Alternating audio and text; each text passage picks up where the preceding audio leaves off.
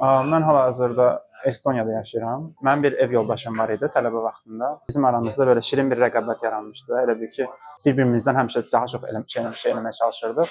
Sonradan elə oldu ki, mənə Rumi adı elə gəldi ağlıma ki, otaq yoldaşıdır, ev yoldaşıdır, həm də şirin rəqabət üçün bir insandır. Yəni bir yerdə rəqabət eləmək üçün, inkişaf eləmək üçün bir partnyordur. Startapın adı Rumidir. Rumi yəni otaq yoldaşı kimi insanların bir yerdə fikrini cəmləməsi üçün yaradılmış platformadır. İnterfeysdə timer var, feed var, yəni ana səhifə kimi orada görə bilirsiniz ki, başqaları nə eləyib, postlarını paylaşırlar.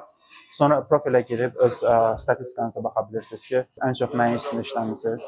Hit kalendar var, tarix kalendarda hansı günlər ən çox işləmisiniz. Bir növ bir nəsə axtarmaq üçün və yəni öz tempini tapmaq üçün istifadə olunur.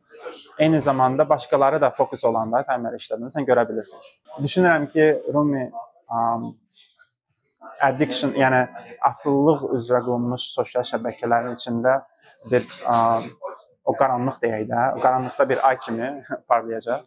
Bizim əsas məqsədimiz odur ki, insanlar o maraq dairələri üçün bir pəncərə yarada bilsinlər öz həyatlarında və o pəncərədən gündə 20 dəqiqə belə olsa, onu istifadə edib öz həyatlarından kontrolu geri alsınlar. Çünki fikrimizi yayındıran çox şey var.